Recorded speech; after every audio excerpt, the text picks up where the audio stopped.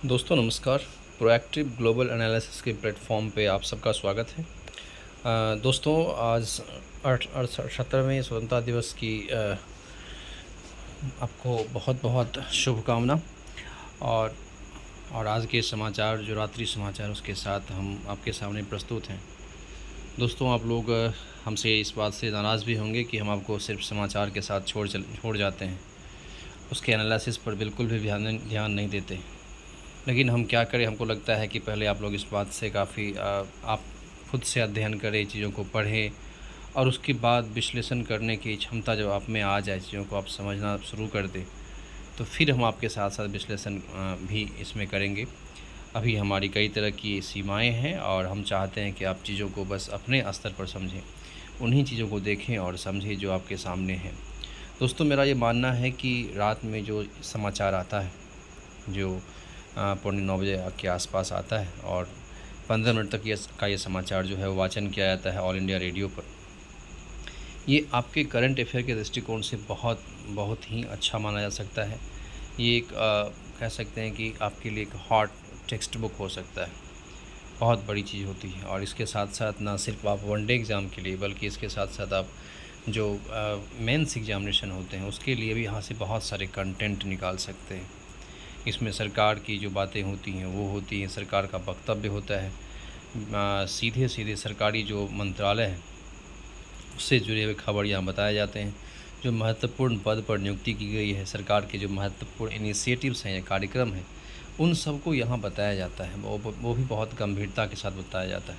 इसीलिए ये समाचार बहुत ही उपयोगी होगा आपके लिए। जैसा कि हम इसमें आपके थंबनेल पर भी लिखा हुआ मिल जाएगा कि सबसे विश्वसनीय स्रोत है आपके करंट अफेयर के लिए।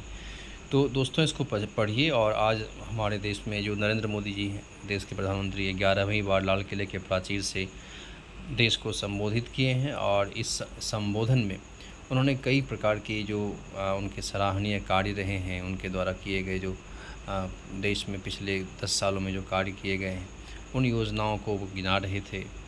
कुछ जो कड़े फैसले उनके द्वारा किए गए उन्हें भी वो बता रहे थे, देश की ताकत को बता रहे थे, देश की अर्थव्यवस्था पर वो फोकस किए थे, महिला सशक्तिकरण की बात कर रहे थे और हमारे सामने जो चैलेंजेज हैं देश में उन सब की भी वो चर्चा कर रहे थे। तो आप लोग उनका भी वक्तव्य सुनिए। देखिए होता क्या है कि हमारे प्रधानमंत्री का जो वक्तव्य होता है वो प्रधानमंत्री के जो सलाहकार होते हैं, जो लिखते हैं चीज़ों को, और आपके एग्ज़ाम से उसका सीधा सीधा संबंध होता है। उनके स्टेटमेंट को एक एक वर्ड उनका इस रूप में काफ़ी महत्वपूर्ण हो जाता है। उनको आप ज़रूर सुनिए, ज़रूर पढ़िए। और इस कड़ी में ये जो आपका न्यूज़ ऑन AIR का ये PDF है जो आप अभी देख रहे हैं, ये बहुत ही सारगर्भित है, बहुत महत्वपूर्ण है। इसलिए इसको इग्नोर मत कीजिए, इसको पढ़ा कीजिए। हर एक लाइन इसमें इम्पॉर्टेंट है।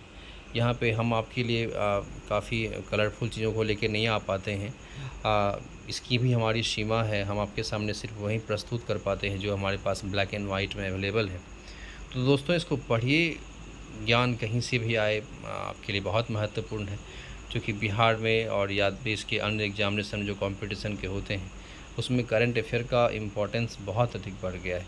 तो ऐसे में आप अगर डेली समाचार को सुनेंगे तो आपके लिए काफ़ी फ़ायदेमंद होगा। और हम उसी कड़ी में आप सबके लिए प्रतिदिन इस प्रकार के PDF लाते हैं जिससे आप 2-4 हो सके और अपने परीक्षा की तैयारी को बेहतर अंजाम दे सकते हैं। इसमें UPSC BPSC उसके प्री और मेंस को ध्यान में रख कर के तैयार किया गया है। तो दोस्तों एक बार फिर से स्वतंत्रता दिवस की बहुत बहुत शुभकामना आप सबको। और आज हमारा देश 78वां स्वतंत्रता दिवस मना रहा है। उम्मीद है कि आने वाले सालों में, जैसा कि हम सब और हमारे देशवासी उम्मीद भी लगाए हुए हैं कि 2047 तक भारत एक विकसित देश बन जाएगा, उसी कड़ी में उसी उम्मीद के साथ हम लोग आगे बढ़ें और लगातार आप लोग इस वीडियो को देखते रहिए। उम्मीद है कि आपको ये वीडियो बहुत लाभ पहुंचा रहा होगा। और आज के लिए इतना ही। शुभ रात्रि, धन्यवाद।